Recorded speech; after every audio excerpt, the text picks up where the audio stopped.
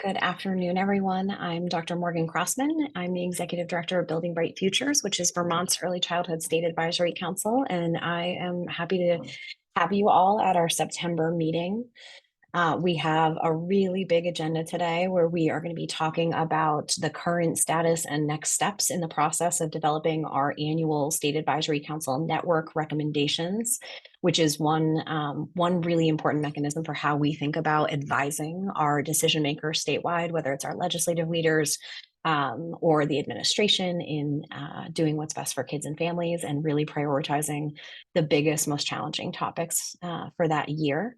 We also are going to be hearing from some of our families in Essex County and their experiences with universal pre-kindergarten education, and hearing about some of those challenges as one way of thinking critically about a bucket of our policy recommendations that have come through our network over this last year.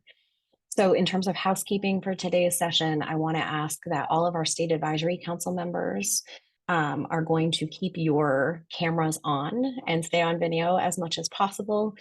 And for each of you on Zoom today, I want to ask that you make a quick introduction into the chat bar so we know who's joining our virtual space today. If you are not a member of the SAC, we'd like you to keep your cameras off. There may be a moment later in today's session where we ask you to turn it back on for any sort of public feedback. If you're new to Building Bright Futures, I want to invite you to participate in our practice of a mindful moment that's going to be led by Michelle. Hi, everyone. Thanks for being with us today. And as Morgan mentioned, it's become our practice to start our SAC meetings with a mindful moment. So please take a moment to get comfortable in your chair. Feel free to turn off your screen. This exercise involves isolating one sense at a time and paying attention to whatever comes into your awareness through that sense. Throughout the exercise, remember that the idea is not to be able to detect, it's just to be present to whatever sensation is there in the present moment. We'll start with our sense of sight, leaving your eyes open. Notice 5 things that you can see. You can say them out loud or silently in your head. With each of the 5 sights, pause to take them in completely. Notice color, shape, texture.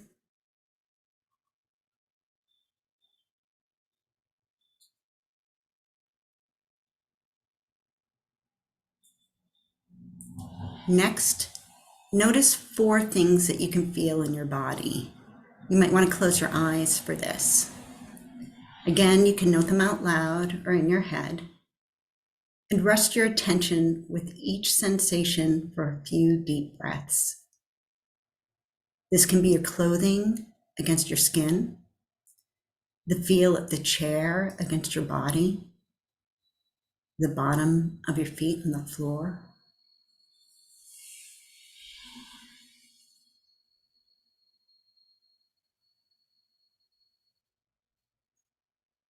Now notice 3 things that you can hear. Try to choose 3 different sounds, not the same noise 3 times. Sounds might be internal, like breathing or digestion, or external, like the sound of a car passing by, a dog barking, or the rain falling outside.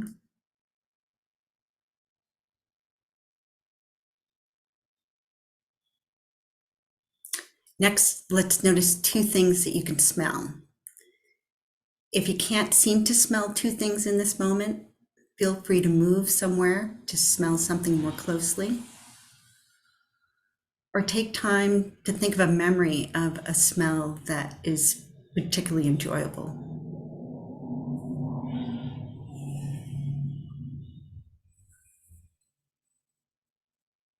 And now find one thing that you can taste.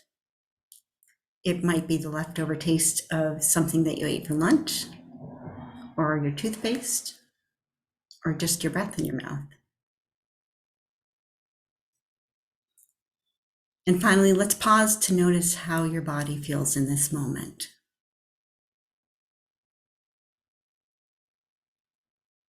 Thank you all.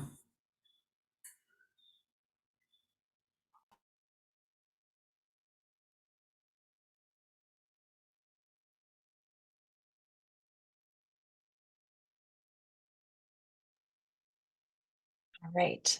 So for those of you who are just joining, we just put the agenda for today's meeting into our slide deck just to reorient folks. If this is the first time you're coming to one of our September meetings, this is the first time that the full board is coming together to see our draft policy recommendations, but we'll also be hearing from partners and some family members in different parts of the state about their experience navigating a piece of our system that are related to some of those policy recommendations. So before we jump into this section, I want to turn it over to, I believe, Beth and Anna to do some introductions for our regional spotlight on pre-kindergarten education access for families in Essex County. Thanks, Morgan. Beth Truzansky, I'm the Deputy Director of Building Bright Futures. I appreciate that we have time today to talk about policy recommendations. And this has been a cumulative effort over the whole year, really. Excuse me. And there's a lot there. So for us to take a little bite-sized piece of just one aspect of the recommendations, we wanted to dive into one piece, and we can move to the next slide, please. Thank you. To talk about pre-K access. And in pre-K, we are talking specifically about how children in the far north east corner of our state in Essex County are accessing pre-K and some of the challenges that children and families face. So just really briefly, I think this is a really good opportunity for us to think about what does it really mean to provide equitable access. So using this tree analogy, equality means that we're providing everyone's at the same starting point and gets the same resources to try and reach those apples. That may work for some people, but it may leave others still without. Equity, however, is providing the supports or the boxes needed to be able to access the apples in this case, or the resources that we are offering to children and families. Excuse me. So we're really thinking about equity of access around pre-K for one small population, but a population nonetheless of children that live in our state and what it takes to be able to access services. Let me just give briefly a little bit of background on this issue, and then I'm going to hand it over to our two guests to tell us a little bit about their perspective. So about a year ago, last January, Policy and Program Director Anna Brulette was in touch with our regional manager, Linda Miknowitz, who serves two regions in the Northeast Kingdom, Orleans, Northern Essex, and Caledonia, Southern Essex, about some work that Sharon Ellingwood, who's here, was doing to raise awareness with the Senate Education Committee regarding access to pre-K. Linda reached out to Sharon and learned about her efforts and brought this issue back to the Orleans Northern Essex leadership team and recommended that BBF track this work and recognize that there was a population of children in Vermont who were really struggling to access pre-K. And so that's really how we've been both paying attention to that work, but how it's also elevated through the BBF network from regional councils and regions through our state level committees and bringing it to the state advisory council today. We are bringing this as just one example. Many of these issues that we're bringing around policy recommendations are really complex. And so we'd just like to dive a little bit deeper into this particular issue. And so Sharon, have invited Sharon Ellingwood, who is here, as well as a parent, Kara Lufkin, who is also joining us. And so I'm going to hand this over to Sharon to just share a little bit about her perspective. And then hopefully we'll have a few minutes for if SAC members have some clarifying questions, you're welcome to ask. Hi, Beth. Thank you. Just give me a thumbs up that you can hear me okay. My name is Sharon Ellingwood White. I live in Leamington, Vermont, and it's just such an honor to be here to speak with the Building Bright Future State Advisory Council about this issue that we've been having. Thank you, Beth. Thank you, Anna. Thank you, Linda. And thank you, everyone. We have a very unique geography where we live over here on the far eastern side of the Northeast Kingdom. When you think from other parts of the state about the Northeast Kingdom, you might think of Brighton being far east, and I live 40 minutes east of Brighton. So it's quite a distance. This graphic that is up on the screen kind of demonstrates just a visual of our story that in the North, and let me start by saying the Northeast Kingdom Choice District is a 10-town all choice district. I've been a board member in the district since its inception after the Act 46 work.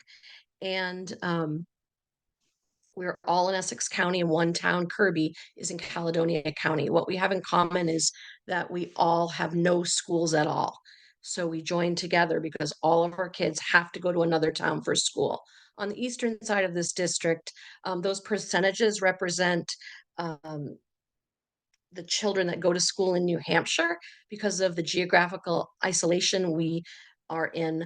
Those are the closest schools. Sometimes that school is 1 mile from the parent's home. And again, towns like Brighton, they're 40 minutes away. So our kids at kindergarten can go to New Hampshire schools, but they cannot at pre-K.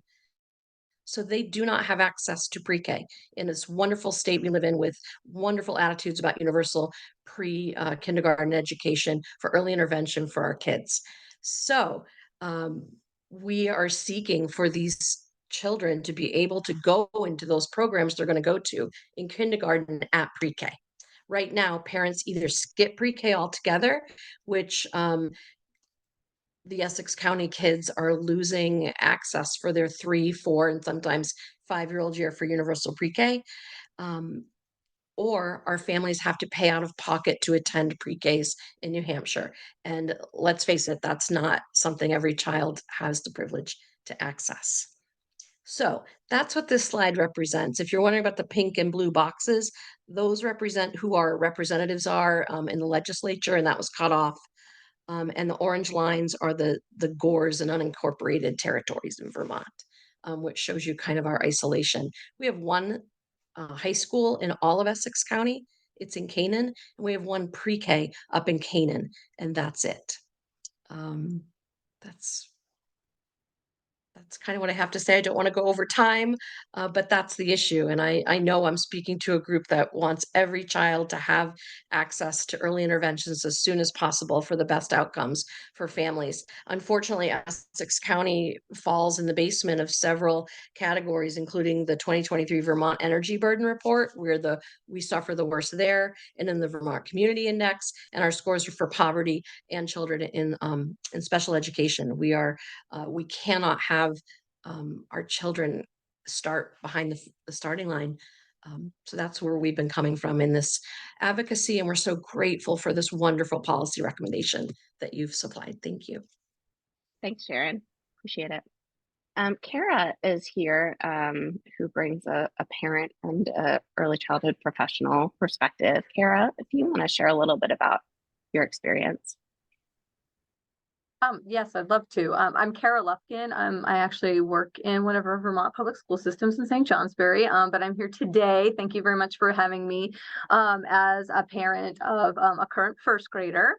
And I live in Maidstone, Vermont, so pretty close to Leamington.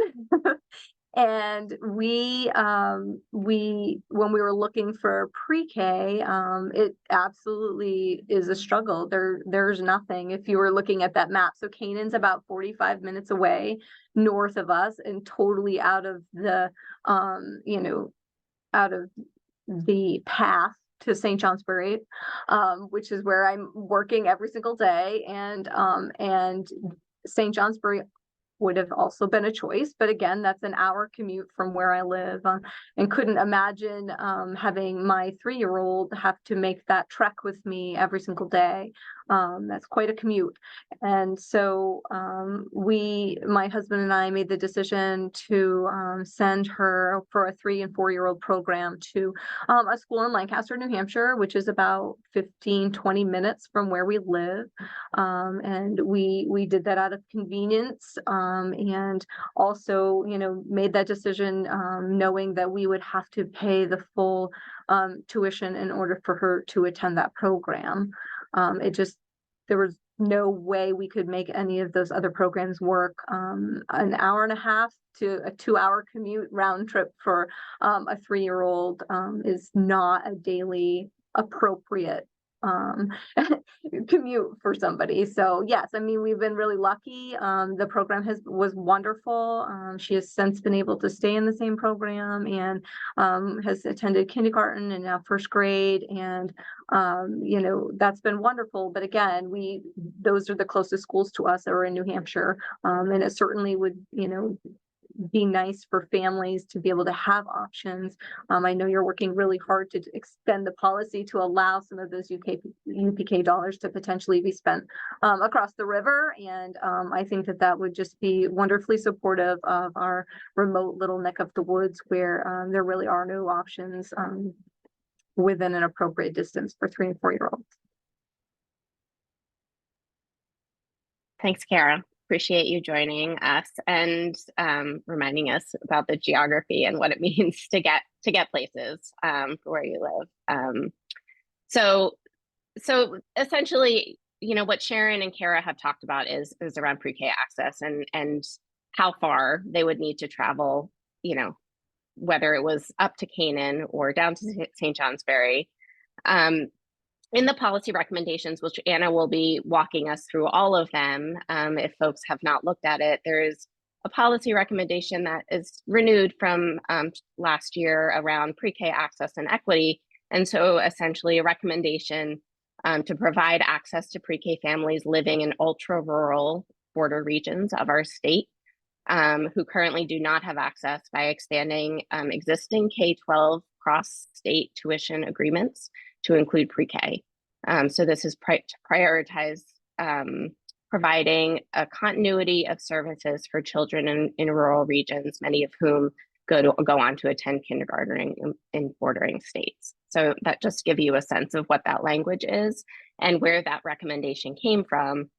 As we move into talking about policy recommendations, to remember that these are very complex things, and so just dig a little bit deeper. So thank you, Kara and Sharon. If you could just hang on, I'm going to see if there's any questions from any of our SAC members.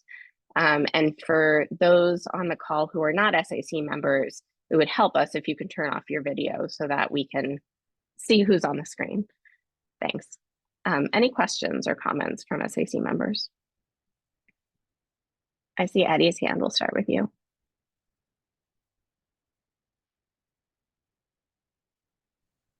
The percentages are great to know, but I mean, obviously population numbers are much smaller, so it'd be good to know the number of young children that we're talking about. We're talking about 6 to 8 children per year. In just every your year town or in the whole corridor? In the entire school district with 10 towns. Yeah. We counted how many kindergartners we would have. I'm sorry, kindergartners from these border towns, not the whole district. Mm-hmm. These are kids that don't have the access that could get it. So I averaged the amount of kindergartners we had in the past 10 years. So then we know they probably were preschoolers. And so it's 7 to 8. Sometimes it's 6, sometimes it's 10. So the policy change to serve your school district, the cost of that would actually be quite minimal. It In the would big be picture of about the state. 7 times. Yeah. Yeah. Correct. Okay. Great. Okay. Correct. Thanks. The way Act 166 is written for universal pre-K is it has to be an accredited, or I'm not using the right word right now, but it's the accreditation of the pre-K, and New Hampshire pre-Ks don't carry that same accreditation. Okay. That's the bump. Everybody's been really understanding. Those are the numbers. What is difficult is most of these children also are born in New Hampshire hospitals. So sometimes our district even has trouble identifying who we're going to get for kindergarten. The primary care is not in Vermont. systems aren't in Vermont. Sometimes social services aren't utilized in Vermont because of distance. And as was mentioned at the beginning of the meeting, there's Orleans, there's Caledonian, and there's Essex North and Essex South. So we're even split. I know I'm in a room full of advocates right now, and if anybody wants a member on your committees or boards from Essex County, you write to me. I'll put my name in the chat. We love having representation. Great, thanks. I hope that answers your question. Yep. Sharon. Thanks, Eddie. Mike, I see your hand. Yeah, thank you. Sharon, thanks for being here and for advocating for these young folks and families. My name's Mike. I work for the Vermont Principals Association, and thanks, Kara, too. It's nice to see our overlap. Sometimes it's awesome. Just taking a step back, I just want to make sure I'm sort of catching the highlight correctly. The way I am receiving it is Act 76 passes, and it's a good thing. It's money towards young people in a child care system that needs a lot of attention.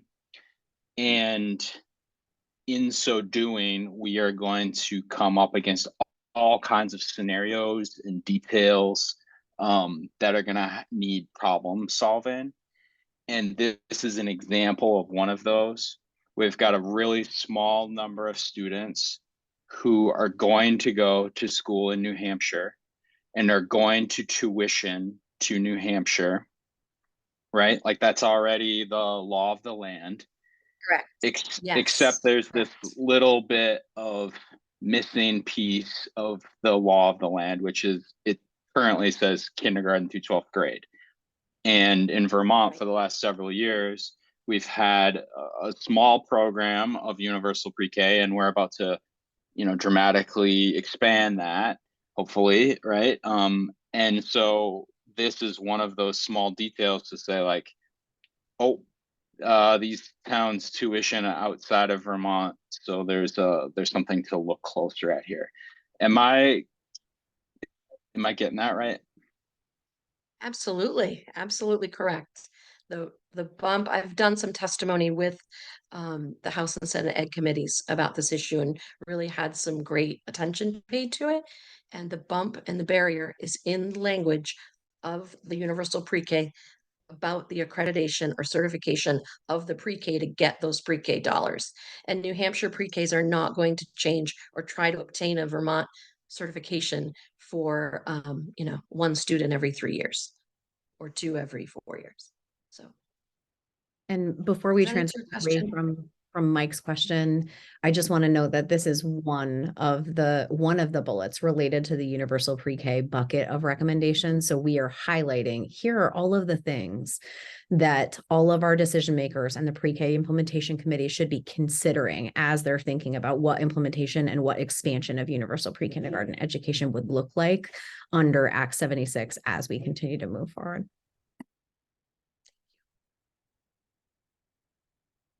Thanks, Morgan. Janet, and then Ruth.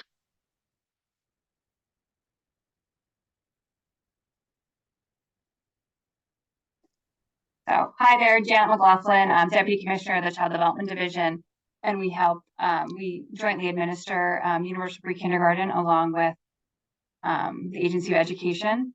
And I just wanted to say thank you and appreciate this very specific example that you're sharing. This is absolutely something that we can take up in the Pre-K Education Implementation Committee, which again is thinking about a potential revision of the pre-kindergarten system that we have in the state, sort of for a couple of years from now. But I also think the universal pre-kindergarten system that we have right now is, I think we have it for at least 2 years. And so I think that there's ways for us to potentially look at this even, before like any other changes happen.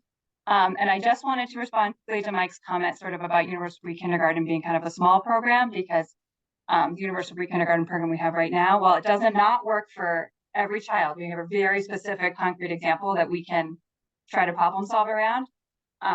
It does have some of the highest uptake rates in the entire nation in terms of pre-kindergarten. So I think it's not quite fair to call it the universal pre-kindergarten program as it exists right now, sort of a small effort when it really is a really significant program and is held up as sort of best practice in the delivery system in many contexts.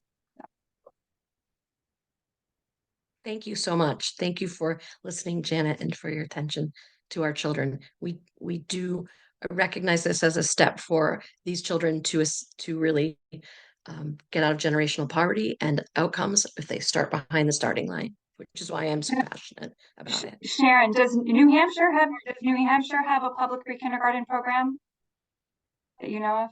Free kindergarten, yes. Do they have pre-kindergarten in those schools that, Yes, or would it? many They do, do. okay. Some don't, some do. Canaan has a pre-K, and most of the public schools over on the New Hampshire side where the kids will go into kindergarten also have a pre-K. Some Okay. don't. One school just closed their pre-K because it's Mm. too small. And I'm over here going, what if we I'm could not get you kidding. 3 kids a year? What if we could get you our kids Mhm. and help a Okay. lot of other children? Great, thank you.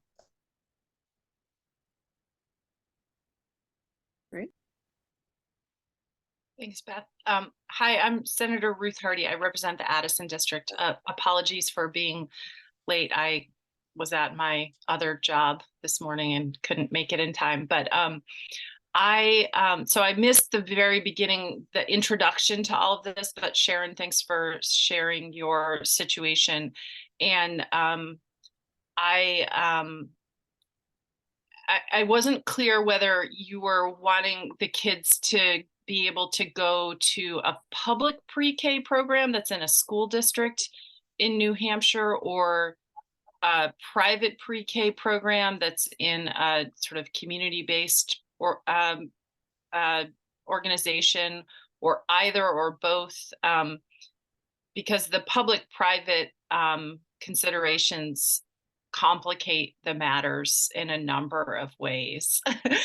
So was it that are you looking to have them go to public pre-Ks in New Hampshire or private? Any pre-Ks is the answer. Thank you, Senator Hardy.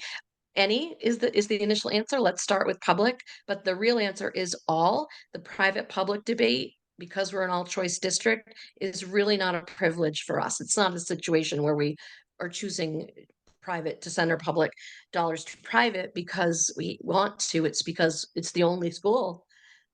So if a child lived near a Montessori school or a there is a Catholic pre-K. There's one Catholic school pre-K, but that's where the child's going to go for kindergarten. Let's get these students in where the assessments are happening and their peers are, and get them sooner into education is the ultimate goal. I Okay. don't want to, I don't, that's my personal feeling, but any pre-K is what we want. In an area, there may not be a public school pre-K, but there might be a private certified pre-K. So of course we'd want the child in there. Is that a good answer? The Well, I mean, public-private thing. it's an answer. I personally have concerns about the public-private and relationship and how it relates to pre-K. And I have been very clear about those since the introduction of this bill last session. So I'm pretty interested in how this moves forward. I absolutely 100% want to get these kids access to high quality early childhood education. I'm not sure if it's better to have it dovetail with public pre-K, the universal pre-K program, or to have it more dovetail with CCFAP and the ability to send kids to childcare through private providers. But I think that In this area, they're often, sure. In this area, there's just not often a choice. It's the only one. And secondarily, in kindergarten, they can choose any school. I understand that. Yeah. Sorry about that. I just think we need to be Dog very, barking. very clear and conscious of this discussion in the public-private and how that interacts with our public dollars going to public schools. Thank you. Thank you, Thanks, Senator. Senator Hardy. Kara, would love to hear from you, and then we'll regroup. Thank you very much. I just wanted to add one additional piece. This conversation is just very engaging, and I appreciate it so much. I'm actually the Director of Student Services in the St. Johnsbury School District, where we have UPK is a plentiful, and I see the amazing things that it does to support our students to, be able to access school at an early age, and then being much better prepared for our kindergarten programs, and when they potentially come into our school at 4 years old. And I'm just thinking, Ruth, I appreciate you. I'm sorry, I'm not addressing you appropriately, but I appreciate everything you said about the public and private, and where I'm at in Maidstone, I'm actually not necessarily aware of any programs publicly that my child would have been able to access. Some of the programs that are near me that are considered, I believe, would be considered a public program. There's some eligibility requirements that my daughter would not have met in order to be able to be considered for one of those programs. So the only program that I knew of that was available to us was actually an independent or private school program, which now she has continued in just because she's been there, type of thing. But had she started in a public program that was available, she would have stayed in a public program and wouldn't have changed at kindergarten. So I think it's one of those things. I mean, I feel blessed that I was able to do that, and I had the financial resources to be able to make that decision for my child. The people that I'm most concerned about are the families that don't have that option, and then their children are not going to pre-K, and then when they get to K, no matter what school that they go to, they are not ready to be there. In a lot of cases, they're not ready to be there, and that's what we're seeing currently in all of our pre-K programs, and it's just very important. I appreciate having a moment to share that today. Thank you very much. Thank Kara, you, that's Kara. so We really excellent. appreciate And when those children don't get into a program at all, they cost our taxpayers in the lowest brackets of income and high poverty more down the road in our tax base. Well, Thanks, just to Sharon. be clear, I was not saying I don't think these kids should have access to early childhood education. I just think it's important that we are very conscious of this discussion. And it's really sad to me that we've disinvested in public education in so many parts of our state so that kids like yours, Kara, don't have access to a high quality public school early childhood program. Thank you all. We appreciate the Flor, opportunity to talk I see your hand up. micro rural as we are. Thanks, Sharon. Flor, I see your hand up, and then we will move into business. I'll be brief, and Senator Hardy just stole my last line. I think that I'm really appreciative of Sharon and Kara's comments today, and it's absolutely necessary that we address the needs of the 8 kids in this corridor. And I know that we are always super resourceful, and I hope that we're able to address that. But what I wanted to highlight is our need as a state to invest and stop divesting out of public education, especially in our most rural areas. So thank you for bringing it, because it highlights and helps us as we get into the next session to make sure that we're investing in the state so that we can address the needs of all of our kids too. Thank you. Thank you. With one high school in our entire county, and I'm not even sure, maybe 2 elementary schools in our whole county, we can't afford to stand up more public schools, and the distance is tremendously remote, which is why the children go out of state, because it is a 1 mile to 5 mile. Thank you all. Fascinating conversation. Certainly we could keep going, but I'm going to shift us and hand the meeting back to Flor, who's going to lead us through our council business this afternoon. Thank you, Beth. Good morning, good afternoon. My name is Flor Diaz-Smith. I serve on behalf of the Vermont School Boards Association, and I'm the private co-chair. We're going to invite all of our State Advisory Council members to introduce themselves via roll call. We will start with my partner, Alisa. I was seeing you a minute ago, and I don't see you. Do you want to introduce yourself? There you are. Hey everyone, I'm Elisa Stolberg. I'm the Director for Family and Child Health at the Vermont Department of Health. Thanks, Elisa. Heather Boucher, Agency of Education. Is somebody here for her? We may have Meg Porchella as the AOE rep today. Okay. Meg, do you want to introduce yourself? Okay, seeing none, I'm going to keep going. Janet McLaughlin from Child Development Division. I saw you spoke. Yes, hi there. Cheryl Wilcox. Hey, Cheryl. Hey, Laura. Cheryl Wilcox with the Department of Mental Health. Nice to see you all. Welcome back, Cheryl. Renee Kelly. I know that Good you're afternoon, not on everyone. camera.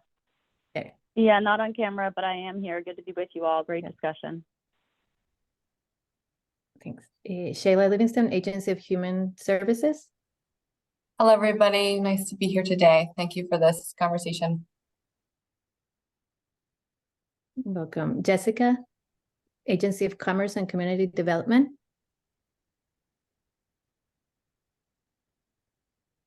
Okay. Susanna Davis, Office of Racial Equity. I haven't seen you. All right. Moving on to our legislators. Representative Jessica Brumstead, I saw you.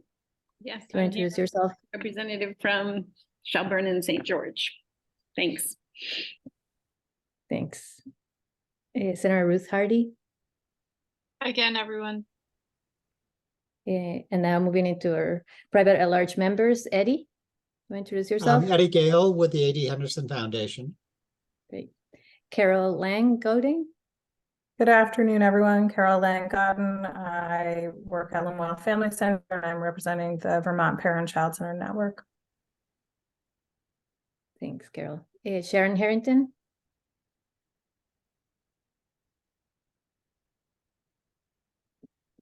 She's not here. Becca Webb. Hey, Becca. Hi, everybody. I'm a Universal Act 166 coordinator, and I'm also here with my special ed hat on. Thanks, Becca. Dimitri, go introduce yourself. Hi, everyone. Dimitri Garter. I'm the business rep on the State Advisory Council. Good to see everyone. Christy Swetson. I haven't seen you.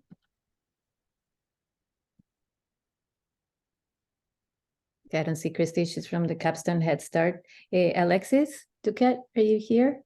Parent representative. I don't see her. Libby, do you want to introduce yourself? Hi, everyone. I'm Libby Dalian. I'm a parent representative. I have a 4- and 6-year-old, and I live in Winooski. Thanks, Libby. Paul Dragon.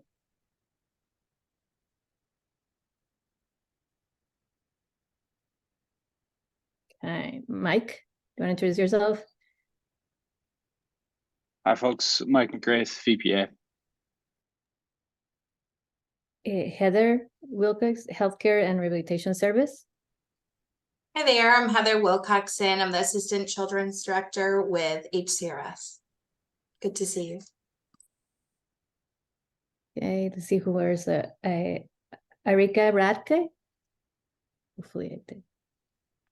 I'm not seeing Erica, Kendall, or Miranda for this afternoon for our non-voting members. Okay, so I'm going to give it then to my co-chair to do the minutes. Go ahead, Elisa. Thanks, Laura. So just taking a quick minute to take a motion to accept the July 2023 SAC minutes. I so motion. Thank you, Heather. I didn't hear the second. Janet, maybe? Janet. Awesome. Thanks, Janet. Any discussion on the minutes? Just a correction, my name was not listed. I was in fact absent as I was on vacation. I don't know if that's a good excuse or not, but I was not there. Seems like an excellent excuse to me. I hope you were somewhere. I also was not there.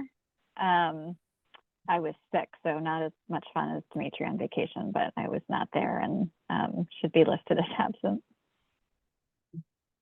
Thanks, Cheryl. Excellent. All in favor of Raise your hand. Feel like I'm seeing most. Any abstentions? Those who are absent, awesome. Great, minutes passed. Thank you. I think I'm passing it back over to you, Morgan. Yes, and we will correct those minutes for Dimitri and Cheryl. And before we transition into policy recs, I want to pause for a minute and have Michelle Kersey, who did our mindful moment, do a brief update on the Vermont Early Childhood Fund. Michelle, if you're in a position to be able to do that. Hi, everybody.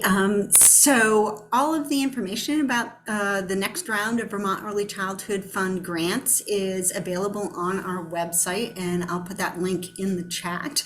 We're expecting to be able to open the grant portal sometime very soon. So please keep your eyes out for an email from us announcing the opening of the portal. We'd ask a few things of the SAC and anybody else on the call. One would be to share that announcement email broadly with your networks. We want to make sure that we get the word out to as many people as possible about this grant opportunity. And then the second piece is that we are looking for volunteers to be members of our review team. We want to make sure that this process is as equitable as possible for applicants, and we want to be sure that we have broad geographic representation on the review teams, as well as different points of view and different involvement in the early childhood system. So if you are interested and think that you might have approximately 10 hours available during the month of November to help us with that, feel free to reach out to me. I'll also put my email address in the chat box. Thanks. Thank you, Michelle. And thank you to our VDH partners for helping us move this agreement along. It's very exciting to be able to put a significant amount of money out to the field to do some important work for kids and families. So thank you all. All right, we are transitioning to talk about policy recommendations for our next iteration. I want to reiterate to this group that these are draft policy recommendations where we are really using it as an annual opportunity to say, here's where we need to focus our efforts and our resources on the early childhood system as a collective. We are calling out areas where there's really big challenges or barriers, or where there's an opportunity for a new strategy or coming together for collective strategy to reach resolution as one step that we're taking in this year towards creating policy change. I also want to remind folks that this is a very extensive process. This is not a this happened last week process. This is a 6-month process where we are engaging our regional councils and our strategic plan committees and all different parts of our network. So back in April and May, we did a regional council tour to understand the top 2 priorities that were arising through our regional councils based on the needs of kids and families, and discussing those with our regional managers. Just for the record, I want to be clear that when we talk about our regional council priorities map that we put up with those top 2 priorities, it's really challenging to come up with just 2. There's usually 5 to 10, and we are asking those partners to really whittle it down and say these are the top 2 things. So there's a lot that's coming through those meeting notes and discussions. We also spend June through August at our strategic plan committees, reviewing those notes over the course of the year for those captured priorities, and really asking them to help us identify what we need to elevate to the level of policy recommendations. One other important note about this process is we can't have every single thing land in policy recommendations. We also can't get to the level of specificity at all times that people are looking for. So just wanting to outline that as you're reading and hearing about our policy recommendations this year, if you're not seeing the specific name for something, it's because there are so many different factors that come into building these recommendations. They need to be both broad enough that they can capture the emerging needs and priorities, and specific enough that we can see change in that year. And our policy playbook is a great opportunity to hear more and have a little bit more in depth about each of those different areas. We also have feedback coming consistently through something that we call the Emerging Issues and Priorities document, where we at every single week are capturing feedback from communities and elevating it to our agency leaders and sometimes our legislative partners, depending on the priorities for the major challenges that people are facing. We also are reviewing the results of legislative session and anything that happened related to children and families, as well as progress from previous years' State Advisory Council recommendations, and looking at all of the different data and indicators and trends. Our job at Building Bright Futures is to be the holder of all of those things for the network and to compile all of that information, to organize it into key themes, and to then pare it down for that annual series of priorities. So what you're seeing is a draft of all of those priorities and recommendations based on the network feedback. Today's the first opportunity that our entire board is coming together to review and discuss those priorities. And then there's an entire month-long review process with potential revisions that comes before our October SAC. And I'll talk a little bit about that after Anna gives an outline of this year's slate.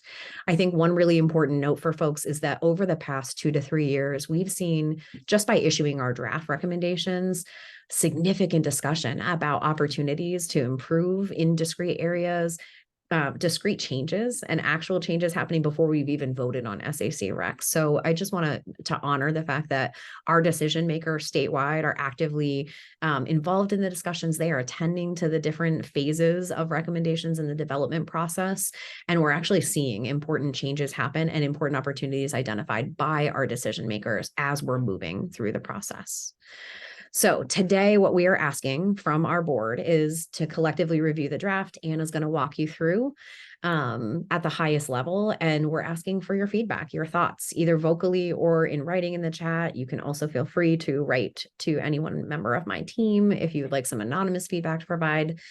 And the things we really want you to be thinking about, board members, are the timeliness and the actionability of each of the recommendations, how we could strengthen their impact, and whether there's anything missing. So again, we'll use the October SAC to, do the vote to formally endorse them. But today is the opportunity to ask questions, to have some discussion among board members, to really be moving in the direction of finalizing and endorsing in October. So we just put the link in the chat bar. Anna is going to do the walkthrough, and then we'll have some time for reflections in pairs. And then once we come back to the space, specifically SAC members, we want you to be identifying what are some of the top priorities and things that you are hearing from your partners and from your perspective. What's one recommendation that you're really interested in discussing more and understanding how to move forward? What's the most actionable and compelling? What can be strengthened? For those of you who are not SAC members, we invite you to put your comments into the chat bar. We also have an anonymous feedback form that you can also provide feedback on the recommendations that we'll review after the meeting. Anna. Thank you, Morgan. I believe we're going to have a screen shared with you all in a moment. Kate, if you want to share the policy recommendation slides. So as you just saw in our spotlight there on just one of the recommendations, we could have a 25+ minute conversation on each of these, given the partners and history that it took to get to the specific language that we shared with you all, and we do not have time. So I apologize if I'm racing through these, but hopefully this bit of a walkthrough is helpful, and then we'll have hopefully plenty of time for conversation and questions around each of these following our Zoom breakouts. So just to start with, I just want to share that the biggest formatting or framing change that you all will notice, especially if you've been involved in this process before, is that we pivoted a bit this year and have organized these by kind of sector or topic rather than by VCAP goal specifically. There's, of course, still alignment there, but after talking to our partners, people really see themselves more aligned with a sector like access to basic needs rather than calling this VCAP goal 1. So just want to call that out as I walk through these. So first, we're going to focus on walking through the recommendations related to basic needs. Many of these have emerged through conversations with our Child Outcomes Accountability Team, or COAT, which is one of the VCAP committees, but are also really prevalent across our conversations with regional councils about their priorities. And just so many of our partners, I think, throughout this past year have highlighted the way in which access to basic needs really undergirds so many other issues within the early childhood system. So first on the slide here, you'll see a series of recommendations related to perinatal supports. We heard over the course of the year from public partners, including folks on the Family Child Health team at VDH, as well as private partners who work closely with children and families, that there are a number of perinatal support strategies that are kind of ripe for either investment or scaling up in some way. There's also a lot of great work happening right now by teams such as the Maternal Mortality Review Panel and others. And these strategies are really kind of elevating a lot of the existing momentum around some of those. So the next slide, you'll see another area. Ooh, a little effect there. I don't know that that was purposeful, but it was snazzy. The next series of recommendations kind of within the access to basic needs bucket are centered around housing, nutrition, and economic security. Again, we know from conversations throughout the network this year, we have continued to hear about the significant stressor that people are facing related to housing in particular. We also are hearing the ways in which access to things like housing and nutrition and economic security also are significant stressors for the workforces that are serving families and children. So these recommendations are really born out of those conversations. They also were developed in advisement from our partners in the affordable housing and homelessness spaces, as well as our partners in economic security and nutrition. The final recommendation I also want to point to as being developed in partnership as we really think about how critical early educators are in being an access point for young children and their families. The recommendation on the screen currently supports the enactment of a paid family and medical leave insurance program. This is something that, again, came up at our child outcomes accountability table as something that there was significant enthusiasm around, but the BBF network hasn't necessarily honed in on as an area we've provided significant advisement in recent years. However, it is named as a strategy in the VCAP as having access to paid leave is seen as a really critical support for families, particularly during the perinatal period. So that is what you see on your screen now. Next, I'm going to speak to the bucket of recommendations related to family partnership and resilience. These recommendations I want to call out are really developed with significant input and guidance from our Families and Communities Committee as the body that's really leading the way when it comes to how we think about family leadership within the BBF network and beyond. These three recommendations are really all centered around family partnership work. The first recommendation is an area that we've explored before with recommendations, and we're really through this recommendation continuing to urge our legislative partners to hold themselves accountable to including the right combination of partners, especially those with lived experience at their tables. The newly legislative mandated bodies, specifically like study sections and councils. And also continuing to elevate the importance of cultivating welcoming environments and accessible meetings and meeting cultures.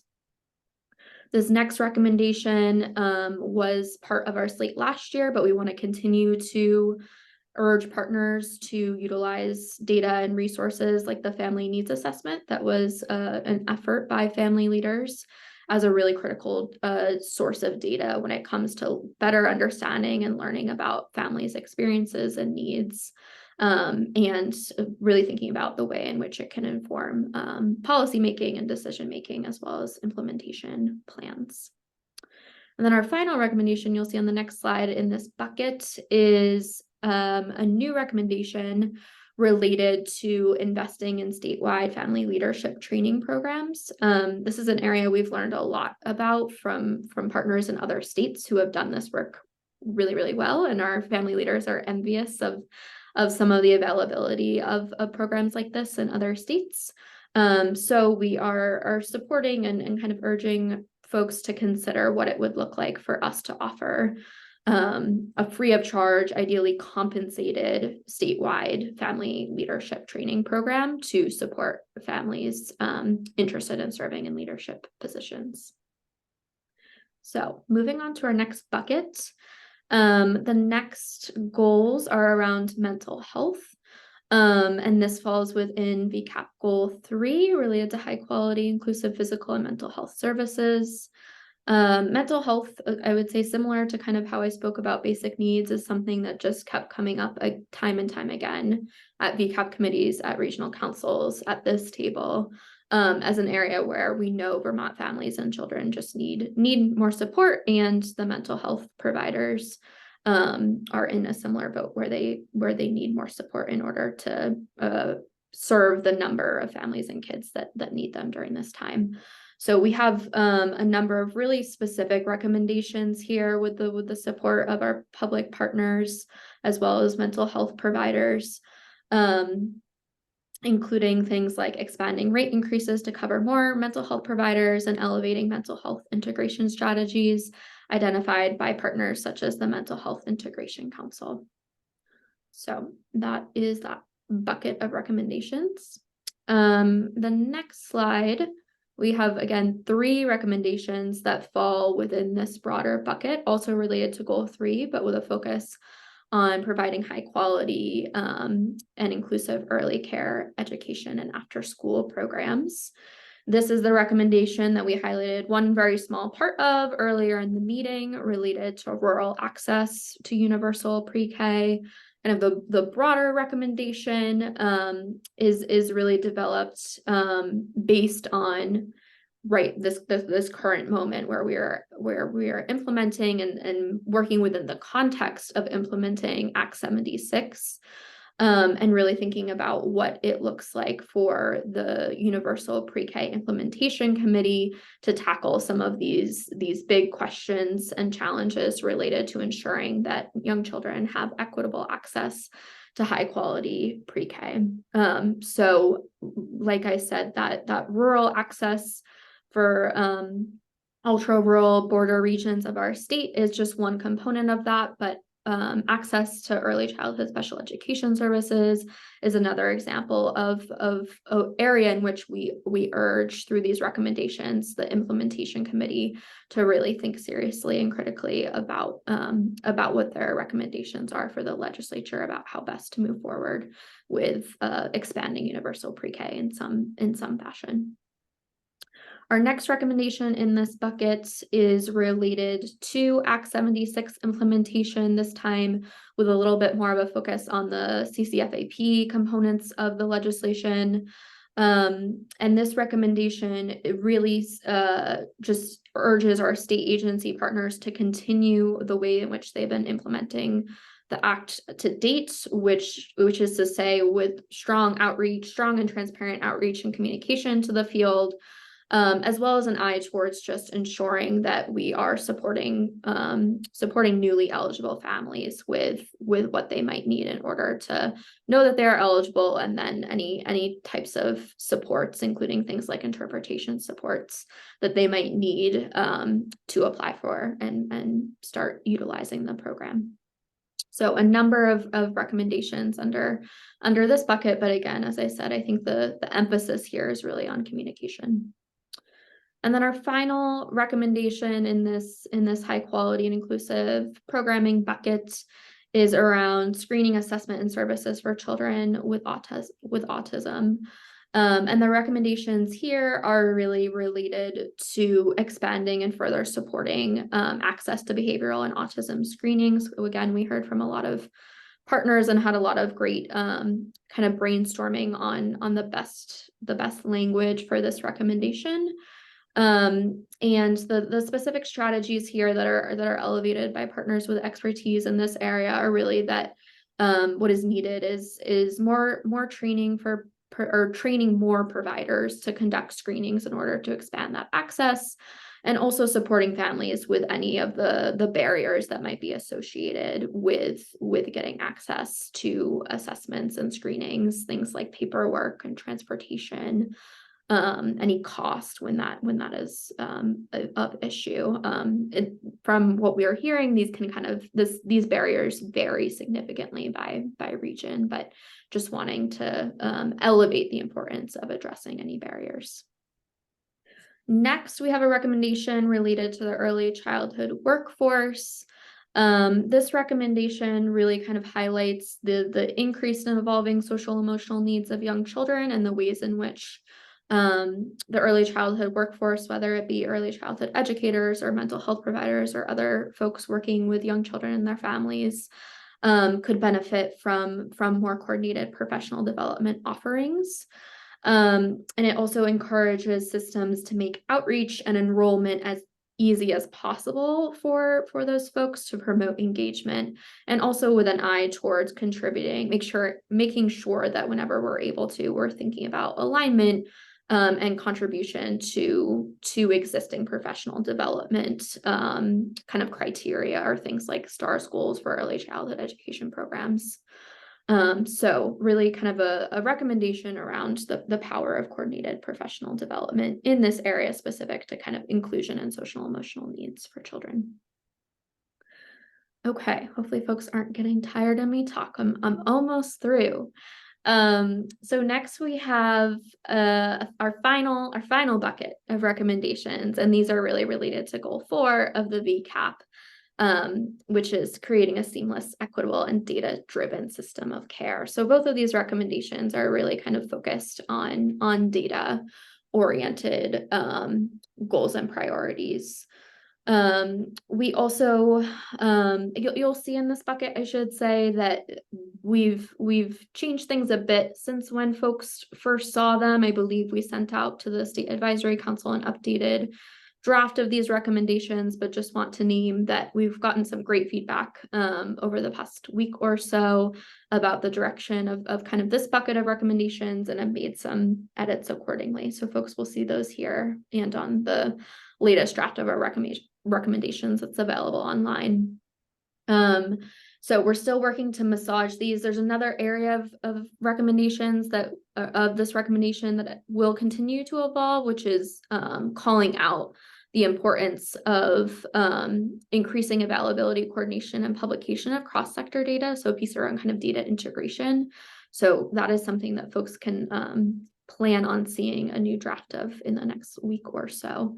But this first recommendation on your screen highlights and is something that we've highlighted in previous years and last year's recommendation, but really kind of calls out the importance of responding to inequities in data collection and reporting.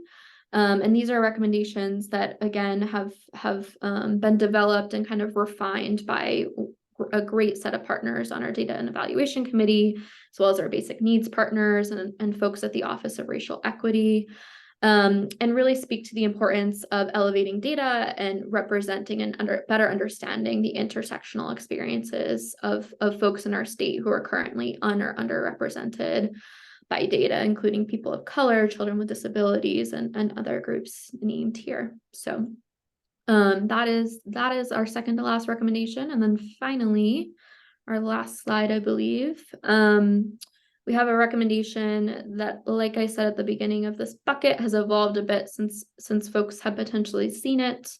And this combines several priorities, all focused around a need to make investments in data and tech infrastructure.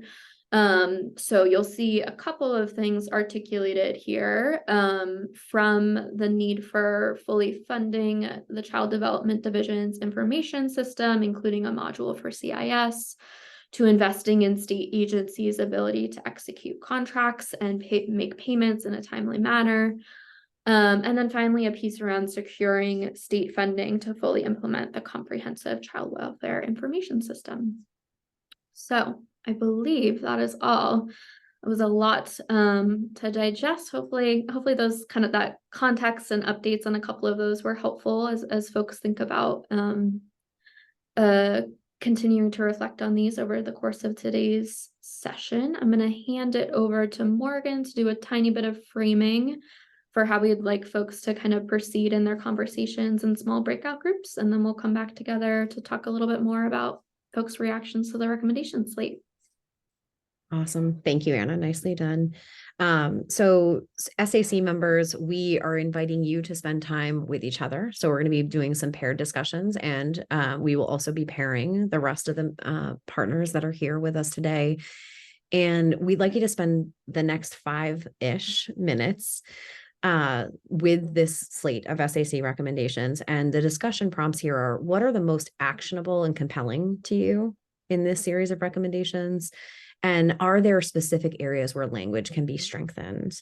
The other thing that we will be capturing is any questions that folks may have. So as you're thinking about coming back into the space, those are the two discussion prompts that we have for you.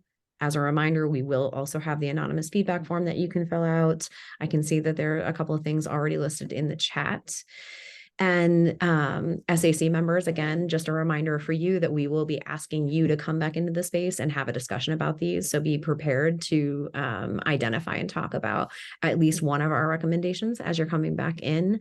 And as you can see, and just wanting to own, at Building Bright Futures, our job is to hold the vision for the entire early childhood system. And we really feel like this slate of recommendations, while it is very robust, does our best to say, here is what our partners across every level of the network have said to us we need to prioritize for the coming year. So as you're thinking about the different buckets, just please come back into the space ready to have that discussion in a very vulnerable way, recognizing that our partners across the state are really looking to us to improve the system for kids and families. So we are going to break out into our pairs, and I appreciate my members of my team who are more tech savvy than I, who can make those transitions for us. Just opening the room. So you need to accept the room and find your buddy. Come back in 5. Thank you.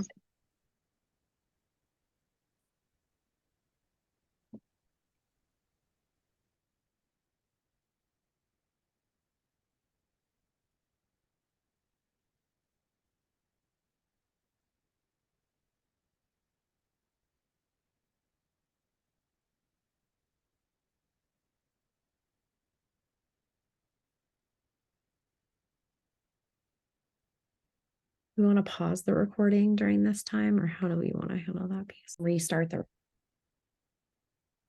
All right, so I want to invite our state advisory council members to turn your videos on, and everybody else in our virtual space to keep your cameras off. We really want this to feel like the board has some time and space to have a discussion about the policy recs. For those of you who are joining us and have some really awesome feedback that you want to share with us about the policy recs, I invite you to do so via the chat bar or the anonymous feedback form. So either of those two are great mechanisms. And the same thing for questions. They can be populated into the chat bar. But now I want to look to the state advisory council members. Again, what we have compiled and organized and put into themes are the consistent priorities and opportunities that we have for the next year for kids and families. So I want to ask each of you to share some reflections on what you feel is the most actionable and compelling to you, and if there are areas that can be strengthened, and to use this as a discussion among your colleagues. And let's popcorn, because I don't want to have my teacher hat on to call on you and put you on the spot. Who would like to go first? I'll just give you my quick reaction. It's a lot when we call them priorities. It seems like we have to prioritize our priorities. That's my biggest concern. I mean, I get everything that's on there. I understand it. I think everything is important. I just,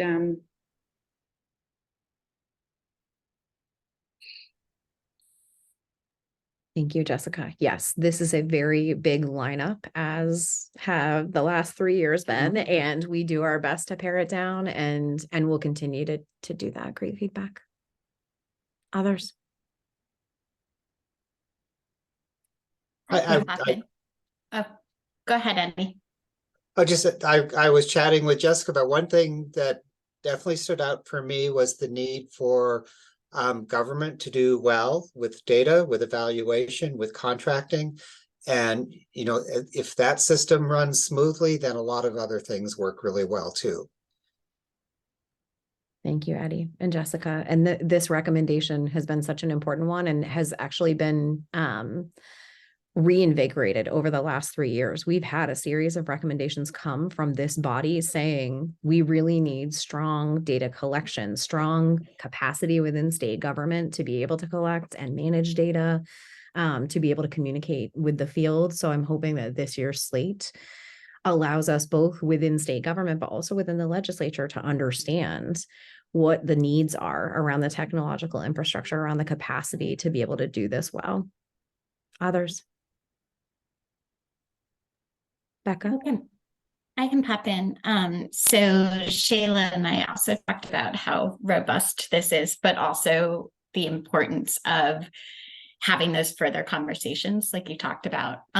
I could talk UPK and those recommendations forever, but I think the pieces personally that also struck out to me were the piece around the leadership training, particularly for our families, because I think I was sharing that testifying in front of the legislature is like in my job description, and I'm like, I did it, but I'm like, this is not a preferred, I do not feel prepared to do that. And how to encourage voices of families in. I get a lot of support in public speaking within my job, but we don't often offer that to families. And then again, the integration of data, what we care about, we measure, and what we measure is what we can act on. And so for me, that's a key piece. Thank you, Becca. Great reflections. Ruth and then Cheryl. Thanks, Morgan. I would echo what Jessica said. That was my first reaction was, oh my gosh, this is way too many priorities. And it's really hard for us to get a list this long of priorities. So that was my first reaction. My second reaction is, given the summer we had, I was really surprised to see nothing about flood resilience and recovery. And I think that's going to be a huge focus of our session next year. And I would love to have some recommendations as it focuses specifically on early, children and their recovery from the flood, and climate. There's nothing about climate in here. And I think, again, that's a really huge issue for our children, and would love to see recommendations on those things. I have some serious concerns about the whole section on universal pre-K, and would have a hard time voting on this if it stays the way it is. So Morgan, you and I should talk. Thank you, Ruth. And great reflections about some of the things that are missing from this slate, given how robust it is already. And we can definitely connect. Cheryl. Hi, thanks. Folks might be surprised that what I'm about to say is not about the mental health recommendations. It's actually about the autism, so screening, assessment, and services. So in November of 2015, another member of our state from Dale, Department of Disabilities, Aging, and Independent Living, and I started an autism work group, and it meets monthly. And so it's been almost 8 years, and it's made up of providers and designated agencies and families and community providers. And they have been really vocal and talking about the delay. And so we were talking about young children, often under 5, under 4, getting screened, assessed, and services when there's a concern about autism. And I think progress is being made, and there's been grant funding through the Department of Health. We've done close collaboration here at the Department of Mental Health to train up more pediatricians, but this continues to be something that families bring up every month in that work group. And so I know that there was outreach, that those folks in that group have been listened to, and just really appreciate that this is highlighted, because for young children, we know it's critical, and that the sooner they get assessed in the needs and services, the bigger impact it has. So just on behalf of that autism work group and families, really appreciate seeing this. Thank you, Cheryl.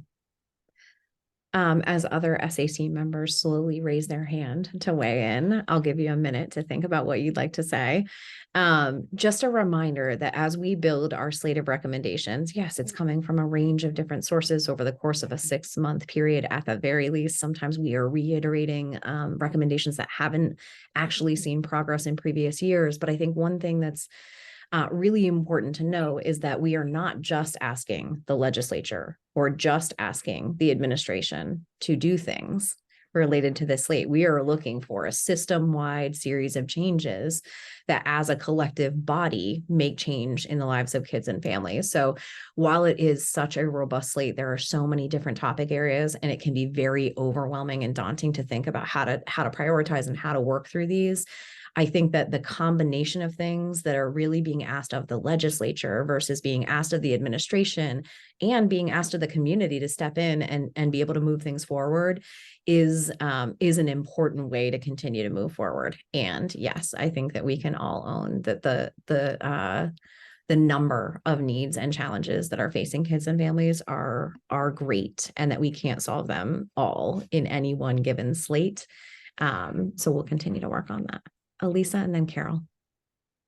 Thanks, Morgan. Just one quick comment and then another comment. So in response to Cheryl, the training was last week for the pediatricians. So I'm hoping that we're going to see some real movement in that space. So, and then the BBF team knows this, but I'm just really excited about the perinatal recommendations. I feel like they're very closely tied to the work that we're doing at the health department, what we're seeing through the maternal mortality review panel, and the recommendations that are coming out from there. And so it feels like a really nice synergy between sort of the data and what we're seeing as the concerns and the issues, and really honing in the energy around this population that often is sort of overlooked in the broader conversations around substance use. So thank you for that. Thanks, Elisa. Carol, and then Floor, and then we'll have some wrap-up comments on process.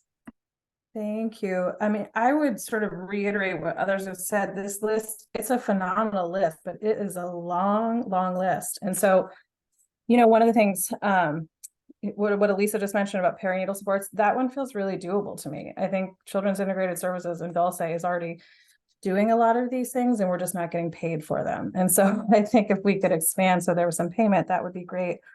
And then in terms of like VCAP goal 3 around physical and mental health services, I would encourage us to be thinking about preventative instead of when we're at the high level of crisis care already. I think there is a lot of work being done at the preventative level at parent-child centers, likely at Head Starts, in early care settings, that can we think about building those up to be a little bit more robust, so perhaps we don't have as many kids coming into this sort of high level of crisis care.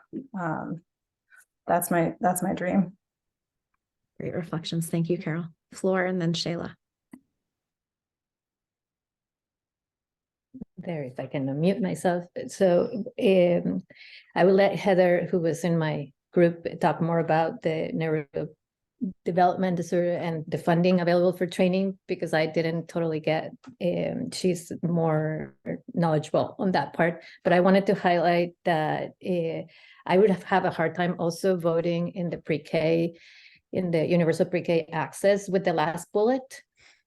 Just because, as we saw from the conversation, if that inadvertently could create some, I'm just worried that it might move our conversation and be a distraction of the important conversation we are going to have this year. And it's a loophole for our religious schools too. So I am really worried about that. And we're doing policy for 8 kids. Every kid counts, but the data is not enough to that one be the highlight. That is just my taking. But I do believe that all the policy recommendations in this document helps us be, like we had talked about last year, agents of change, and we do bring oxygen into the system. So I like that there is a lot. I know that there's a lot of them, but it gives guidance and makes our organization continue to be committed to removing obstacles and collaborating in behalf of children and families. So thank you for all the work.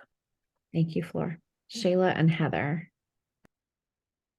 This is my first round at this, but I guess I did, just in hearing the other members' concerns about the length and thinking about my role in the Agency of Human Services and like our list, which is, we try to make shorter than the list that's presented here for half of state government. I do wonder if we want to think about dividing it up into, I like the categories that that you put it in, but I'm just wondering if we need other additional categories for like specific action, very specifically related to this area. And of course, a lot of my attention recently, as many others, has been devoted to housing. And so that kind of like broad-based recommendation doesn't really feel the same as some of the like data collection pieces, which are pretty technical and very specific and concrete. And it feels more like a tenet, right? Like a principle that we have, that housing is important and that supporting good housing is going to support kids, versus like make this one change now because that will, you know, do X, Y, Z. I'm just curious if that would help us, if there's a division of that nature that would help focus it so that somebody like Senator Hardy, when looking at it, can say, oh, okay, they support, you know, positive proactive housing policy. But if I'm looking to make a technical change tomorrow in my committee, here's this thing that I can do. This might make it easier to read. Great feedback, Shayla. And hopefully the policy playbook will also provide that next level of here's the in-depth around each rec. I recognize that we're at time and we're going to start to lose people. Heather, I'm going to let you still weigh in and then I'll do some wrap-up comments. Thank you. I'll be super fast. I just wanted to highlight in the mental health section, it could be valuable to increase something specific around training and staff development. Even when fully staffed, we often find that there are not enough providers that have specific knowledge and skills to support the early childhood population. And so it is a great need. Thank you, Heather. All right. So just a couple of comments as we close today's meeting. I first want to say thank you to our SAC members for being super vulnerable and being willing to have conversations about some very high level needs and challenges and priorities that we are hearing across the system. As I mentioned before, it's an over a 6-month process that we use to develop this. It's a very strong and rigorous process. And one of the tensions we face as a state advisory council and as a network, and our team at Building Bright Futures as the holders of that network, is a balance between our public partners, our private partners, our families, and our legislators, right? And so our job is to balance all of those pieces alongside the entire early childhood system and produce this slate that gets us this much closer, right? Each year.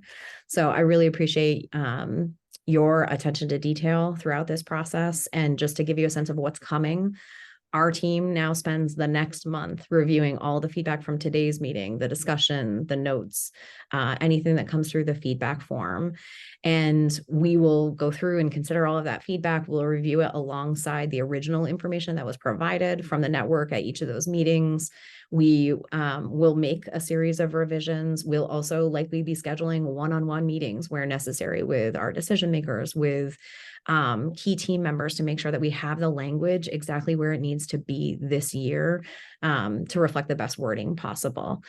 And again, it will mean that there are a series of hard and vulnerable and challenging conversations that we are willing to hold that space for. And so be prepared that for our October meeting, if we haven't talked to you by then, that you will see the full slate of the final revision and that we are coming together in person, SAC members, for our October meeting, which is really exciting to have that final review and endorsement of the recommendations.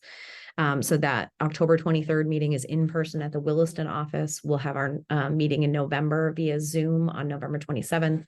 And then another just quick flag for you all, December 12th is the Regional Council Summit.